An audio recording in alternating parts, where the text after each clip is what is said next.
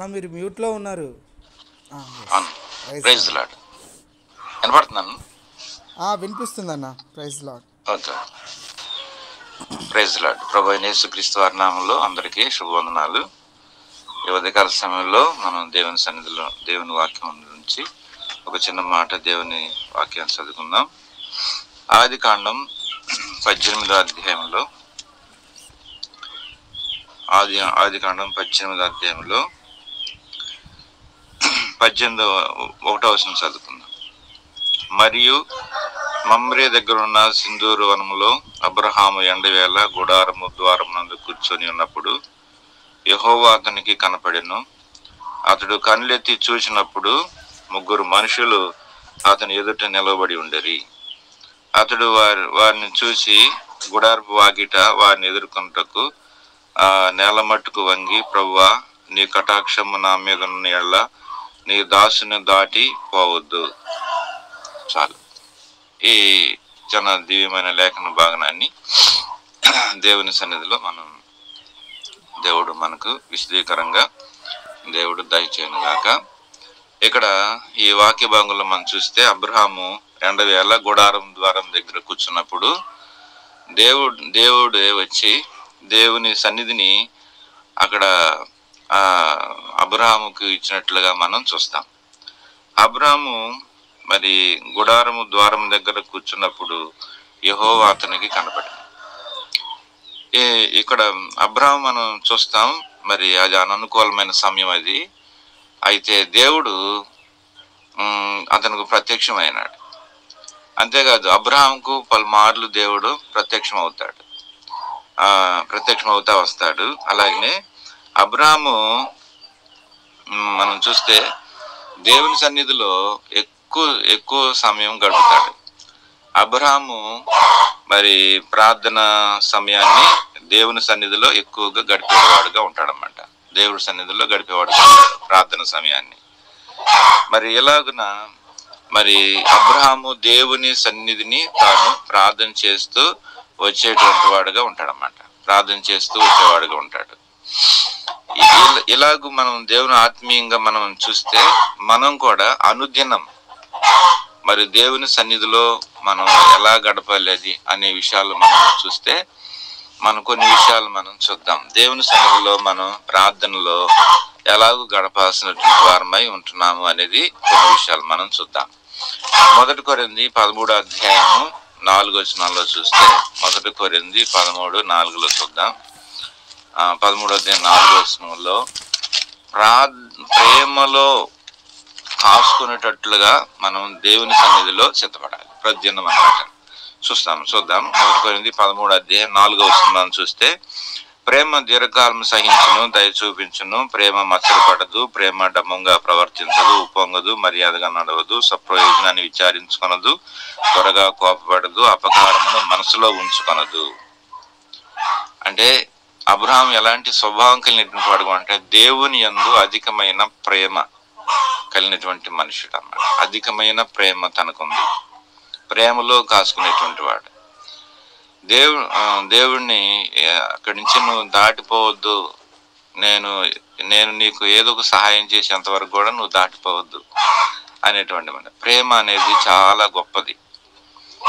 మరి అబ్రహాముని కలుసుకోవటంలో కూడా ముఖ్యమైన ఉద్దేశం ఏంటంటే ప్రేమ. ఈరోజు మన యందు దేవుడు మనల్ని ప్రేమించాడు, కానీ మనం దేవుని ప్రేమించలేదు. దేవుడిని మనం ప్రేమించటం మన వల్ల కాదు కూడా అన్నమాట. ఆయన మనల్ని ప్రేమించాను అని రాయబడింది బైబిల్లో. ఆయనే మొదట మనల్ని ప్రేమించాను. ఈ రోజున మనం కూడా మన ప్రార్థనలన్నీ కూడా ఎలా ఉండాలంటే ప్రేమతో ఉండాలండి. ప్రేమ లేకుండా నువ్వు ఏది చేసినా కూడా అది వ్యర్థమని దేవుని వాక్యం స్పష్టంగా చెబుతుంది అన్నమాట. చాలాసార్లు ప్రేమ లేకుండా నువ్వు సేవ చేయొచ్చు, ప్రేమ లేకుండా నువ్వు పరిచర్య చేయొచ్చు, ప్రేమ లేకుండా ఏవేవో చేయొచ్చు. ఈ రోజును చూస్తే అన్నమాట ఎన్నెన్నో ప్రేమ లేకుండా చేసేది అంతా వ్యర్థమని ఇక్కడ చెబుతుంది వాక్యం. అన్నిటికంటే ప్రేమ గొప్పది అని అంటాడు. మొన్న అమృత కూడా చెబుతుంటే చాలా ఆశ్చర్యం అనిపించింది. సంఘ పెద్దల దారి వేరుగా ఉంది, సేవకుల దారి వేరుగా ఉంది. వాళ్ళిద్దరు కలిసి చేస్తే మాకు కూడా ఎంత ఆనందంగా ఉంటుంది, ఎంత స్వేచ్ఛగా ఉంటుంది. కానీ వాళ్ళు అలాగూ అట్లా అనిపించలేదు, ఎవరి దారిలో వాళ్ళు ఉన్నారు అన్నట్టుగా ఉన్నమాట. ఇప్పుడు ప్రేమ లేకుండా చేయొచ్చు పరిచర్య, కానీ రేపు అది ఫలితం ఉండదు. అది అబ్రహాముకి దేవునికి మధ్యలో ఎంతో ప్రేమ ఉంది. మరి తెలుసో తెలియని గుడి ప్రేమతో అబ్రహాము దేవుడిని వెంబడిస్తున్నాడు, కానీ నిజమైన ప్రేమతో దేవుడు అతన్ని పట్టుకొని వస్తున్నాడు బయటికి. కాబట్టి వారిద్దరి మధ్య ప్రేమ బంధకం ఉంది. ప్రేమ లేకుండా చేసే ప్రతిదీ ఏదైనా అది వ్యర్థమైంది అన్నమాట, దేనికి పనికిరాదు అన్నమాట. అందుకనే సంఘాల్లో దేవుని ప్రేమతో ప్రతి పరిచర్య మనం చేయాలి అన్నమాట. అసూయతో కాదు, వ్యసనంతో కాదు, లేకపోతే ఇంకొక విధంతో కాదు, కానీ ప్రేమ అన్నమాట. ప్రేమ సమస్తాన్ని దోషములను కప్పునని దేవుని వాక్యం రాబడింది అన్నమాట. ప్రేమ లేకుండా చేసే ప్రతిదీ కూడా అది రేపు పక్కన పెట్టబడింది. కాబట్టి మనం ఏమని ప్రార్థన చేయాలంటే, అందరూ దేవుని సంఘాల్లో ఇప్పుడు రాకటికి సిద్ధపడున్న సంఘాలు మనవి. కాబట్టి అనేకులు దేవుని ప్రేమతో కప్పబడినట్లుగా ప్రభువా సహాయం చేయని ఆయన అని మనం ప్రార్థన చేయాల్సినటువంటి వారమై ఉంటున్నాం అన్నమాట. ఇది మొదటిది. రెండవది ఏంటంటే, రెండవ ప్రార్థన మనం ఏంటంటే, 1 పేతురు 5వ అధ్యాయం 7వ వచనం. 1 పేతురు 5వ అధ్యాయము 7వ వచనంలో మనం చూస్తాం అన్నమాట. 1 పేతురు 5వ అధ్యాయము 7వ వచనంలో ఉంటుంది.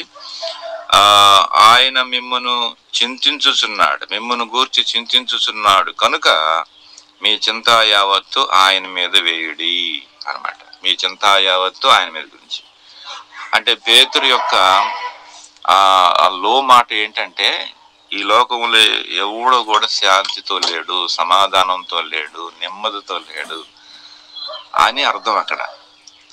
కాబట్టి లేరు, కానీ లేకుండానే ఎన్నెన్నో చేస్తున్నాడు. ఈ రోజున ఏమేమో చేస్తున్నారు. నిజంగా శాంతి అనేది ఏంటంటే, అది ఎప్పుడైతే మనం పాపంలో నుంచి బయటకు వస్తామో దేవుడు మంచి నెమ్మదిని, మంచి సమాధానాన్ని, మంచి ప్రశాంతమైన వాతావరణాన్ని దేవుడు మనకి ఇస్తాడు. కానీ లోకంలో నుంచి విడిపించబడి, పాపం నుంచి విడిపించబడి కూడా చాలా మంది ఈ రోజున ఎలా ఉన్నారు అని అంటే, పేతురు యొక్క ఆ లో మాట ఏంటంటే, అయినా కానీ అన్నిటి చేత విడిపించబడ్డాడు, కానీ శాంతి లేదు, నెమ్మది లేదు. కాబట్టి మీరు మీ చింత యావత్తు ప్రభు మీద ఏంటి అని అక్కడ మరి దేవుని బిడ్డలను అక్కడ ఒక హెచ్చరికగా ఆ మాట రాసి పెట్టాడు అన్నమాట. ఈ రోజున శాంతి లేదు, ఎక్కడ చూసినా శాంతి సమాధానం అనేవి లేవు అన్నమాట. ఈ రోజున శాంతి సమాధానం మొదట మన హృదయాల్లో ఉండాలి. అనేకుల హృదయాలు ఉండేటట్లుగా మనం దానికోసం ప్రార్థన చేయాలి. ఎక్కడ చూసినా కానీ అన్ని పరిగెత్తటమే, అన్ని ఎన్నెన్నో ఎటో ఈ రోజున కనీసం ప్రార్థన చేయటానికి కూడా సమయం లేనటువంటి స్థితి మనం కూడా చూస్తున్నాం. ఇది కాదు అన్నమాట. కాబట్టి శాంతి, ప్రశాంతత అనేటువంటిది కావాలి. ప్రశాంతత లేకపోతే అది మనం అందుకని మనం సంఘంలో ఎక్కువగా నాయన శాంతి సమాధానాలు ఉండేటట్లుగా సహాయం చేయని మనం ప్రార్థన చేయాలి. ఇది రెండవది. మూడవది మనం చూస్తే 1 యోహాను 1వ అధ్యాయము 9వ వచనం. 1 యోహాను 1వ అధ్యాయము 9వ వచనంలో ఏమంటుంది చూద్దామంట. మన పాపములను మనం ఒప్పుకొని ఎడల ఆయన నమ్మదగిన వాడును నీతిమంతుడును కనుక ఆయన మన పాపములను క్షమించి సమస్త దుర్నీతి నుండి మనం పవిత్రులుగా చేయను. ఇక్కడేమని వచ్చిన, ఆయన మన పాపములను క్షమించి సమస్త దుర్నీతి నుండి పవిత్రులుగా చేయను. సమస్త దుర్నీతి నుండి ఈరోజు చూస్తే సమస్త దుర్నీతి అలుముకొని పోయింది. ప్రతి దాంట్లో, ప్రతి విషయంలో, ప్రతి సందర్భాల్లో కూడా దుర్నీతి అనేటువంటిది ఏలుబడి చేస్తుంది అన్నమాట. అందుకని ఈ దుర్నీతి అనేది ఏలుబడి చేస్తుంది. కాబట్టి మరి ఏం కావాలి అక్కడంటే, మరి ఇక్కడ ప్రభువే చెప్తున్నాడు. ఇక్కడ ఏమని చెబుతున్నాడంటే, మన పాపములను మనం ఒప్పుకొని ఎడల నీతిమంతుడు గనుక ఆయన మన పాపములను క్షమించి సమస్త దుర్నీతి నుండి మనల్ని కడిగి పవిత్రుడిగా చేయను. ప్రతి దాంట్లో దుర్నీతి అనేది ఏలుబడి చేస్తుంది. కాబట్టి అది మనకు తెలుసు, అది తెలియకుండా ఉండదు. కానీ ఎవరి వారికి తెలుసు అది దుర్నీతి, నేను ఎక్కడ ప్రాబ్లం అనేది జరుగుతుంది అనేది మనకు తెలుసు. అది కానీ అది దీనికి మూలం ఏంటంటే క్షమించటం అనేది ప్రతి దినం అడగాలి మనం ప్రభుని ప్రభు ఎదుట అన్నమాట. యుగంధరన్న ప్రార్థనలో కూడా ప్రతిరోజు మనం చూస్తున్నాం, గమనిస్తున్నాం. ప్రభు మమ్మల్ని క్షమించు నాయన, మా బలహీనతలను క్షమించు, మా పొరపాట్లను క్షమించు. మరి మనం క్షమించని అడగాలి మరి నిజంగానే. మరి అది లేకపోతే మరి అది లేకపోతే అసలు ఏదీ లేదు. అసలు చాలాసార్లు మనం ఏమనుకుంటాం, దీన్ని తీసి పక్కన పెడతాం అన్నమాట. చాలాసార్లు సంఘాల్లో ప్రార్థన చేస్తూ వచ్చేటప్పుడు కూడా దైవజనుడు వర్తమానం ఇచ్చిన తర్వాత దాంట్లో కొన్ని విషయాలు, లోపాలు, బలహీనతలు చూపిస్తే అవి ఒప్పుకోరు అన్నమాట. అయ్యా క్షమించని అడగరు. ఇక ఏదేదో ప్రార్థన చేస్తుంటారు, మర్మాలుగా ఇప్పుడు ప్రార్థన చేస్తూ ఉంటారు అన్నమాట. నేను వాళ్ళంటి వాళ్ళని నేను కనిపెట్టి వాళ్ళు చల్లగా కూర్చోబెట్టి వాళ్ళకి మంచి ఇండక్షన్ ఇచ్చి పంపించాలి. నీ ప్రార్థనలో క్షమాపణ ఉందా? క్షమాపణ లేని ప్రార్థన ఏం ప్రార్థన అది చెప్పండి? క్షమించాలని అడగాలి కదా. ప్రభు వర్తమానం ఇచ్చాడు, దాంట్లో నీ విషయం మాట్లాడాడు. క్షమించాలని ఒక మాట రాలేకపోతే ఏం ప్రార్థన అది చెప్పండి? కాబట్టి ఈరోజు చాలా మంది ఈ విషయంలో లోపం కలిగి ఉన్నారు. క్షమాపణ లేని ప్రార్థనలు అంతా పరిపూర్ణం అనుకుంటాం అన్నమాట. ఈ లోకంలో ఏ వ్యక్తి కూడా పరిపూర్ణ కాడు, ఏ వ్యక్తి పరిపూర్ణతలోకి రాలేడు. ప్రభువే దేవుడే క్రమంగా ఆ వ్యక్తిని పరిపూర్ణలోకి తీసుకొస్తాడు. ప్రభు సహాయం చేస్తాడన్నమాట. కాబట్టి మన ప్రార్థనలో ముఖ్యంగా ఏముండాలంటే క్షమాపణ ఉండాలి. కాబట్టి ఈ విషయాలు మనం జ్ఞాపకం చేసుకుందాం అన్నమాట. నాలుగోదిగా ఒక మాట చెప్పేసి నేను ముగించేస్తాను. నాలుగోది ఏంటంటే ఇర్మియా గ్రంథం 42వ అధ్యాయము 3వ వచనం చదువుకుందాం. ఇర్మియా గ్రంథం 42వ అధ్యాయము 3వ వచనం చదువుతాను. 3వ వచనం చదువుకున్నాను. 42వ అధ్యాయం 3వ వచనం. మేము నడవలసిన మార్గమును చేయవలసిన కార్యములను నీ దేవుడైన యెహోవా మాకు తెలియజేయును గాక. 2వ వచనం కూడా చదువుతాం. మేము ఎంత కొంచెం మంది మిగిలి ఉన్నామో నీవు చూస్తున్నావు కదా, చిత్తగించుము, మా విన్నపములను నీ సన్నిధికి రానిచ్చి శేషించున్న వారందరి నిమిత్తము నీ దేవుడని యెహోవాకు ప్రార్థన చేయము. మేము నడవలసిన మార్గములను చేయవలసిన కార్యములను నీ దేవుడైన యెహోవా మాకు తెలియజేయును గాక. కాగా ప్రవక్త అయిన ఇర్మియా వారికి ఉత్తరం ఇచ్చింది ఏమనగా, మీరు చేసిన మనవిని నేను అంగీకరించున్నాను. మీ మాటను బట్టి మీ దేవుడైన యెహోవాను నేను ప్రార్థన చేయుదును. ఏమి మీకు మరుగు చేయక యెహోవా మిమ్మల్ని గూర్చి సెలవిచ్చిందంతా మీకు తెలియజెప్పేదను. చూసావా? అంటే ప్రార్థనలో ప్రతిరోజు ఇవి ఉండాలి. మన ప్రార్థనలో ఇవి ఉండాలి ప్రతి దినం అన్నమాట. ఒకటి ఏంటంటే ప్రేమ వర్ధిల్లాల, ప్రేమతోనే అన్నమాట. రెండోది శాంతి సమాధానాలు ఉండాలి. మూడోది క్షమాపణతో గురించినటువంటి విషయాలు ఉండాలి. నాలుగవది ఏంటంటే మనల్ని మనం సిద్ధపరచుకునే విధానం, అది మనకు తెలియదు కాబట్టి ప్రభువుకు తెలుసు. కాబట్టి మన మార్గాల విషయంలో మనం దేవుని కొరకు ఏం సిద్ధపడాలి, ఏం చేయాలి అనేది ప్రభువే మనకు నేర్పించేటట్లుగా, ప్రభువే మనకు బోధించేటట్లుగా ప్రభు యొక్క సహాయాన్ని మనం కోరుకోవాలి. మన మార్గాన్ని దేవుడు సరళం చేస్తాడు కాబట్టి మన మార్గం విషయంలో దేవుడికి అది తెలుసు. కాబట్టి ప్రభు మన విషయాల్లో ఆయన ఏం చేయదలుచుకున్నాడో అది చేస్తాడు. కాబట్టి మన మార్గాలు ఆయనకి అప్పగించుకొని గైడెన్స్ అన్నమాట. నా విషయంలో నువ్వు నాకు ఎలాంటి నడిపింపిస్తావు ప్రభు అని నడిపింపు కొరకే మనం ప్రత్యేకమైన విధానం కొరకే ప్రార్థన. ఇక్కడ మన సందర్భం ఏంటి? వాళ్ళు బబులోనికి కొనుక్కోబడే విషయాల్లో ఇర్మియా పలు రకాలుగా మాట్లాడారు. కొంతమంది ఏమో అంగీకరించారు, కొంతమంది ఏమో తిరస్కరించారు. కాబట్టి ప్రభు ఆయన మాట్లాడకుండా ఉండడు. ఆయన